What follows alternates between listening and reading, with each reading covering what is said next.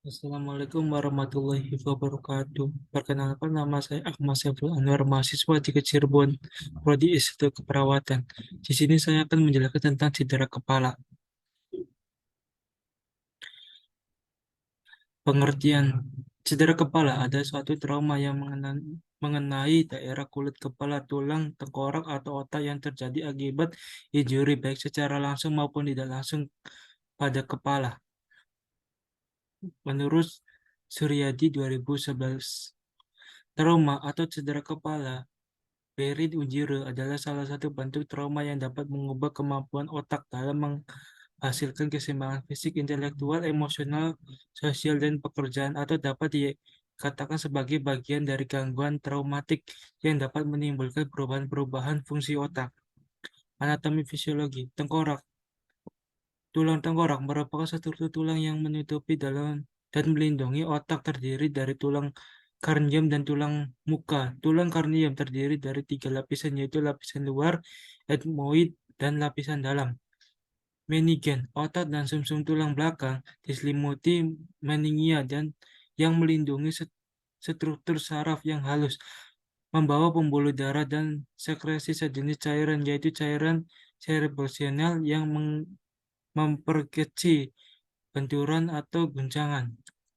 Otak, cerebrum atau otak besar terdiri dari dua bagian, hemsipaherum seribuk kanan dan kiri. Setiap hemisfer bagian dalam 4 lobus yang terdiri dari lobus frontal, occipital, temporal, dan parietal. Saraf-saraf otak, nervus carnialis, dapat terganggu bila trauma kepala meluas sampai batang otak karena edema otak atau perdarahan otak.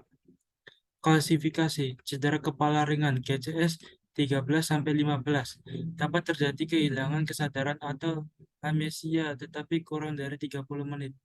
Tidak ada kontusio tengkorak, tidak ada fraktur cerebral, hematoma. Cedera kepala sedang dengan GCS 9-12. Kehilangan kesadaran dan atau amnesia lebih dari 30 menit, tetapi kurang dari 24 jam, dapat mengalami fraktur tengkorak. Cedera kepala berat 3-8. Kehilangan kesadaran atau terjadinya amnesia lebih dari 24 jam, juga meliputi konsio serbal, laterasi, dan hematoma intraksineal. Etiologi trauma benda tajam menyebabkan cedera setempat dan menimbulkan cedera lokal. Kerusakan lokal meliputi konstitusion serbal, hematom serbal, kerusakan otak sekunder yang disebabkan perluasan massa lesi, pergeseran otak atau hernia. Trauma oleh benda tumpul dapat menyebabkan cedera menyeluruh. Kerusakannya menyebar secara luas dan terjadi dalam 4 bentuk, yaitu cedera akson, kerusakan otak, hipoksia, pembengkakan otak menyebar, hemogrogi kecil multiple pada otak. Koma terjadi karena cedera menyebar pada hemisfer serbal, batang otak, atau kedua-duanya. Etiologi lainnya yaitu kecelakaan, jatuh, kecelakaan kendaraan bermotor dan mobil, dan cedera akibat kekerasan. Tanda dan gejala: gangguan kesadaran, konfusi, abnormalitas pupil, kejang, pucat, mual dan muntah, bibitan tiba-tiba defisit neurologis, perubahan TTV, gangguan pergerakan, gangguan penglihatan dan pendengaran, difusi sensori, kejang otot, sakit kepala, vertigo, kepala pusing, terdapat hematoma, kecemasan, sukar, untuk dibingungkan bila fardu mungkin adanya cairan cerebrospinal yang keluar dari hidung dan telinga bila fraktur temporal. Pathway cedera kepala. Trauma kepala bisa terjadi di bagian extrakarnial, tulang karnial, dan interkarnial. Extrakarnial diakibatkan karena terputusnya kontinuitas jaringan kulit, otot, dan vasikuler. Yang pertama bisa terjadi perdarahan hematoma mengakibatkan perubahan sirkus CSS hingga terjadi peningkatan DIK dan mual, muntah muntah, pupildomia, pendengaran kabur, penurunan fungsi pendengaran, nyeri ke- kepala sehingga muncul masalah resiko kurangnya volume cairan. Peningkatan Peningkatan TIK karena virus Medalilobos temporalis tergeser sehingga mengakibatkan herniasi ugnus dan mengakibatkan tonsil sebelum tergeser sehingga terjadi kompresi medula oblongata.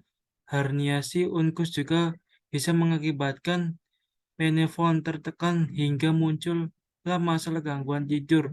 Juga bisa menimbulkan masalah yaitu resiko injury, imobilisasi sehingga muncul masalah resiko gangguan integritas kulit dan kurangnya perawatan kulit. Bisa juga muncul masalah cemas, terputusnya konektivitas jaringan kulit, otot, dan vesikuler. Yang kedua, terjadi gangguan suplai darah sehingga terjadi iskemia. Kemudian hipoksia, muncullah masalah keperawatan, perubahan perfusi jaringan dan gangguan fungsi otak. Terputusnya kontinuitas jaringan kulit, otot, dan vesikuler. Yang ketiga, muncul masalah keperawatan, resiko infeksi, dan yang terakhir muncul masalah keperawatan nyeri. Yang kedua yaitu kemudian tulang karnial terjadi karena terputusnya kontinuitas jaringan tulang sehingga dapat memunculkan masalah keperawatan nyeri. Interkarnial diakibatkan karena jaringan otak rusak sehingga terjadi perubahan autoregulasi, edema serebral sehingga terjadinya kejang dan munculnya masalah gangguan neurologis vokal, kemudian mengganggu defisit neurologis sehingga munculnya masalah gangguan persepsi sensori. Kemudian kejang juga bisa mengakibatkan bersihan jalan nafas, obstrukul jalan nafas, henti nafas, perubahan pola makan sehingga muncullah masalah risiko tidak efektif jalan nafas. Trauma bisa terjadi karena dua hal, yaitu trauma paksa, jatuh benda tumpul, kompresi, dan lain-lain. Trauma benda tajam, pisau, peluru, dan lain-lain. Karena gaya predisposisi lebih elastis dan viskositas tubuh kurangnya ketahanan jaringan tidak mampu mengkompresi sehingga terjadinya trauma abdomen. Trauma abdomen ada dua macam. Yang pertama yaitu trauma tajam bisa mengakibatkan kerusakan integritas kulit, terjadinya luka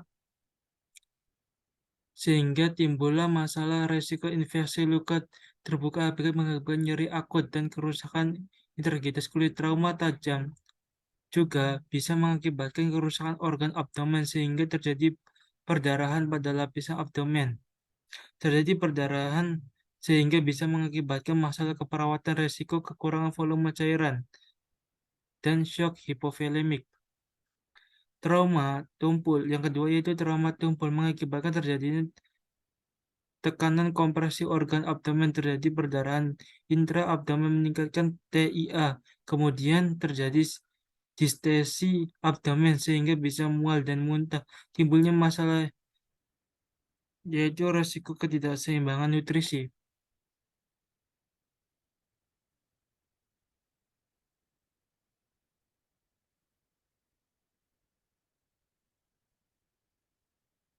Selanjutnya yaitu penanda laksanaan yaitu CT scan, MRI, X-ray, BIER, PET, CESV, cerebral angiography, serial EEG, ABGS, kadar elektrolit, screen toksikologi.